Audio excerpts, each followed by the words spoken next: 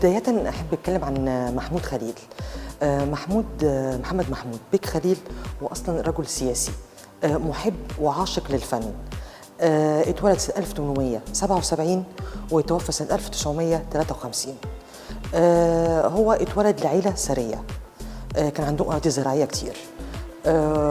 وبعد كده هو درس هنا في المدارس الليسي فرنسي، وبعد كده سافر على فرنسا، درس في كلية الحقوق جامعة السوربون.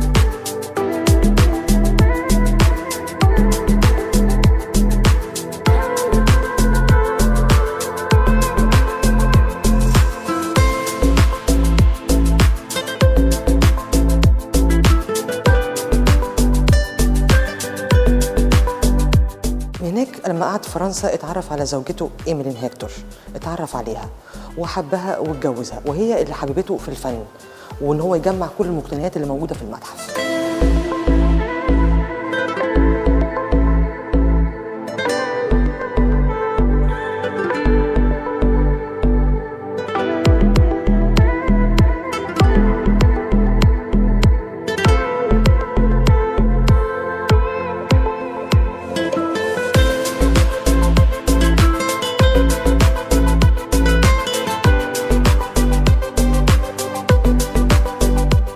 بعد كده رجعوا على مصر.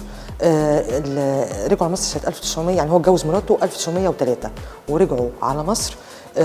استقروا في البيت ده واشتروه سنة 1924. اشتروه من رجل ثري يهودي.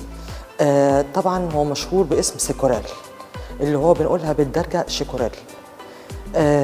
اشتروه منه واستقروا فيه. الطراز بتاع المعمار بتاع المبنى معمول على الطراز الفرنسي الار نوفو.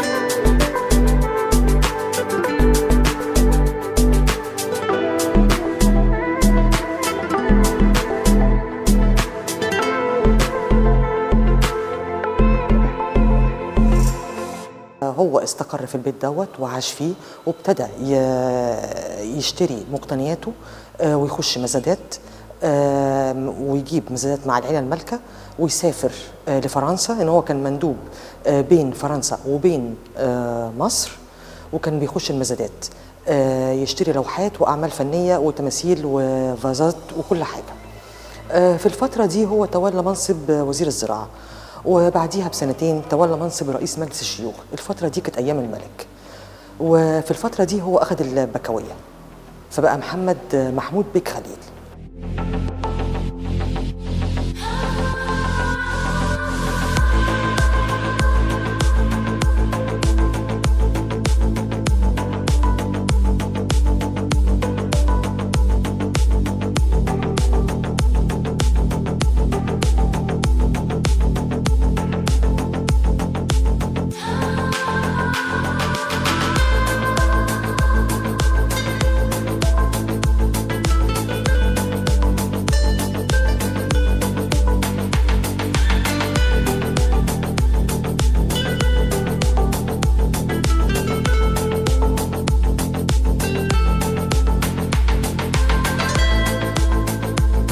بعد كده هو تولى منصب وزير الزراعة ورئيس مجلس الشيوخ.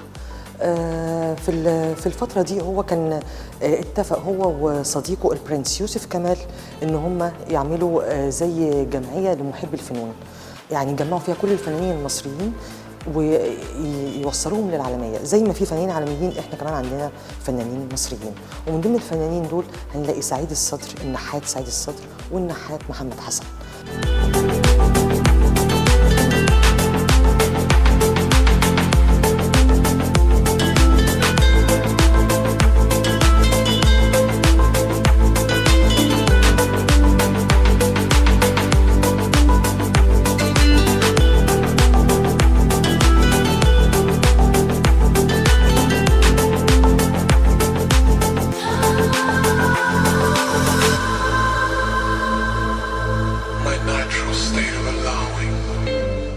هو طبعا كان يعني بيسافر لفرنسا وبيقتني اعمال فنيه للعيله المالكه، وهو كان بيشتري ليه، وكانت في حاجات بتجيله مهداه.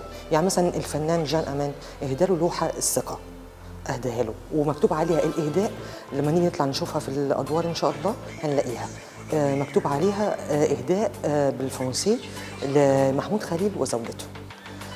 بعد كده محمود خليل لما جه توفى، قبل ما يتوفى وصى زوجته قال لها بعد وفاتي وبعد وفاتك احنا اهدي القصر، اهدي للحكومه المصريه عشان يتعمل متحف. وهو توفى في فرنسا سنه 1953، وبعد كده توفت زوجته، وفي السنه اللي وراها على طول تم افتتاح المتحف سنه 1962.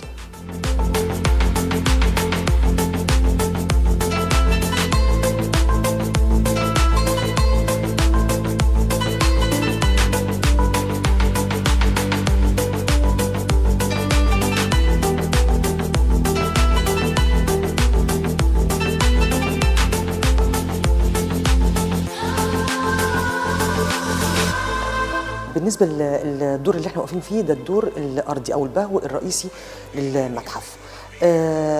طبعا اول ما بنخش من المدخل بنلاقي 2 فازز سيفر لونهم كحلي، دول من فرنسا. وبنخش جوه بنتوسط القاعه الدائريه بتوسطها تمثال للنحات الفرنسي اوغست رودان. التمثال ده اسمه نداء الى السلاح.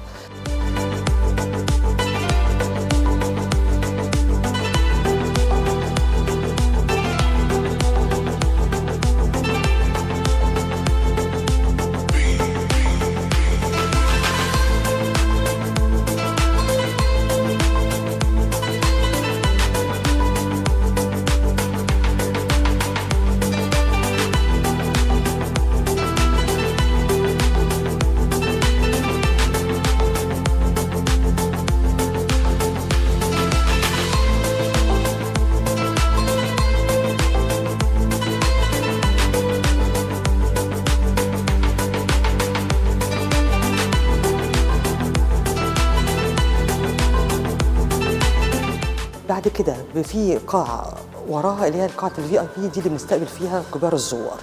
وهنلاقي على جنب القاعة الدائرية هنلاقي على الناحيتين هنلاقي قاعتين. القاعتين دول بيضموا بعض المقتنيات اللي اشتراها محمود خليل، اللي هي مقتنياته الخاصة، زي مثلا الأنفورة ترجع للعصر الروماني، وفي بعض التماثيل والفازز اللي هي من فرنسا، وفي من شرق آسيا زي اليابان والصين. وفي القاعة الثانية فيها سجاد من بلجيكا ترجع للقرن ال17.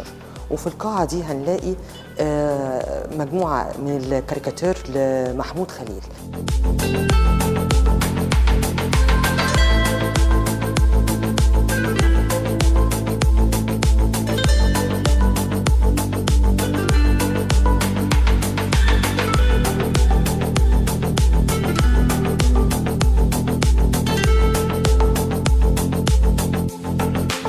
محمود خليل كان بالنسبه للحكم بتاعه لما كان في فتره الحكم في وزير الزراعه ورئيس مجلس الشيوخ، زمايله كانوا بيقولوا له ان انت يعني ما بتحبش مصر.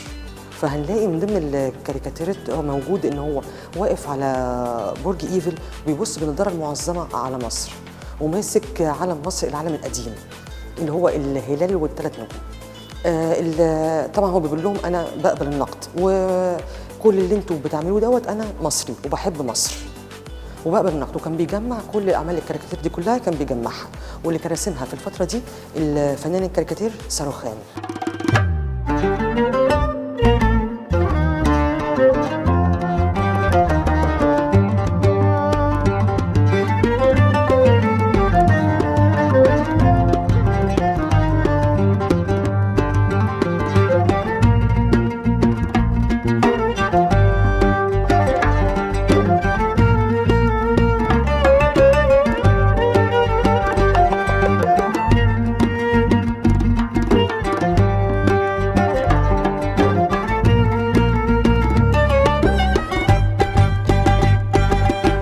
في نفس القاعة هنلاقي مجموعة من الفواحات الصيني، دي من الصين، من الخزف.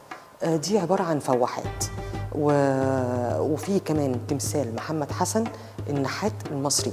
محمد حسن ده بيمثل تمثال الأصدقاء الثلاثة أو الفرسان الثلاثة، اللي هو بيمثل محمود خليل وأحمد ماهر وعلي ماهر، اللي هم كانوا زمايله في الوزارة.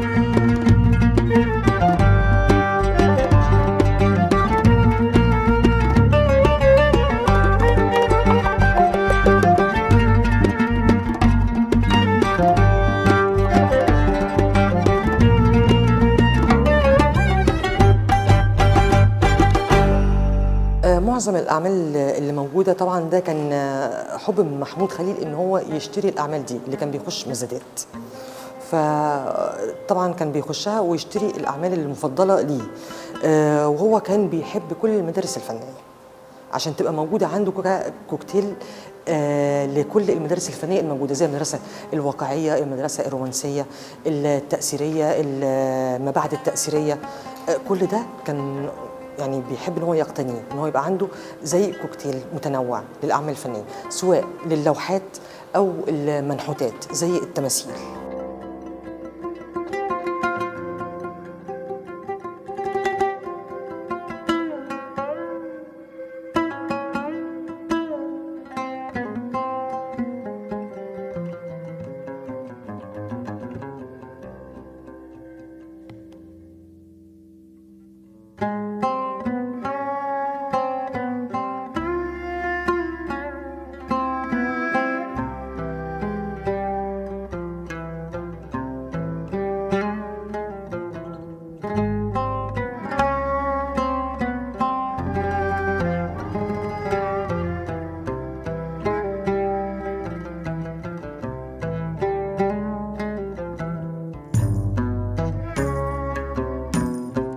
الطراز المعماري للقصر يرجع للطراز الفرنسي الارت نوفو.